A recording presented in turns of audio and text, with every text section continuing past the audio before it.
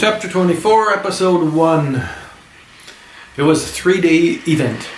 A big cage fighting spectacle sponsored by huge names such as Bob's Used Cars, Harry's Organic Drugstore, and Tony's Takeout Pizza and Donuts.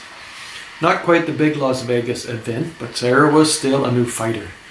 It was being broadcast live on Smart Show. Smart Show had 1 billion members, most with a couple songs or whole movies, but some people were making a bunch of money. Little news shows were most popular. Local news by locals was the rave.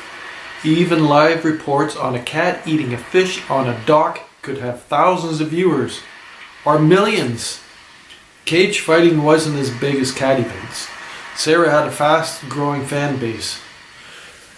Brian had set up the Zara web event. Zara already had over 14,000 fans that could watch all her fights live or watch an archived fight. Fans could talk about the fights in the movie comments or in the blog. Every fighter had a blog in the same network of cage fighters. Fighters could slag each other or praise each other. Praise generated more attention for both fighters, so there was a lot of that. Most fighters were doing something to be interactive with their fans. Zara didn't really care about it, but she made herself available if Brian wanted to film an interview. Fans love that kind of thing. Brian usually got most of his questions from the interview from fans. A fan from Florida asked. Brian had exclusive rights for interviews. Brian was the only one who wanted to interview her for the first few fights. That was changing, and they would all want a piece of her when Zara was a name before the fight. She liked the idea of being under contract. Got a question?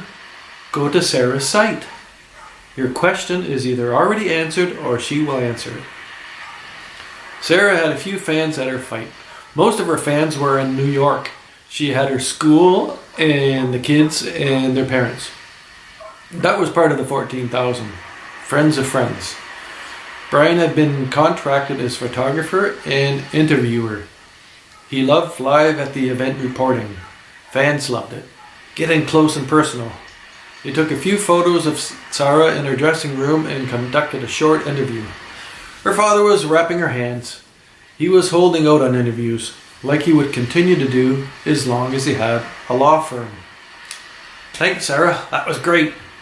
That will get to your site in the next minute with a few of the photos. Knock yourself out, brains. One more photo and I go. Show me your arm. Zara smiled, flexed her arm, and Brains ran out to sit down again beside Suzanna. She's so cool, Suzanna. I know, she's too cool. She teaches the cool how to chill. She's also strong as fuck. She's fucking scary. I love her. Me too. Susanna's brother didn't say me too. He thought it. He was on a full paid invitation from Zara.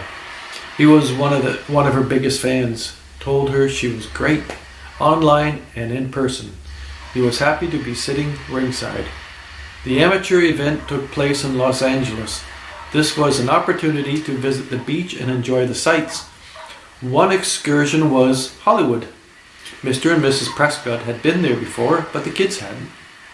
They saw a few stars and were approached by a couple asshats that worked for the FKZ that loved to ask retarded questions to provoke pissed off answers.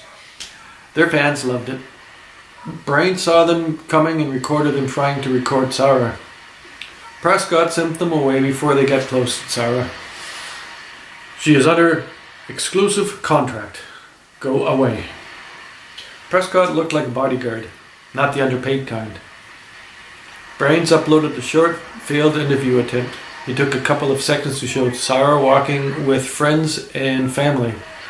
Zara has a fight tonight and likes to relax with family and friends. I'm Brains on the scene with Zara Prescott. Brains sent the quickly edited recording to Zara's site. This should get the fans writing and vlogging. I don't pay you enough, Brains. No fooling. Zara was holding hands with Suzanna in the video. That would get some of the fans going. Suzanna refused to take interviews. Come back when you have some questions about biology, was her response. Brian Citywood.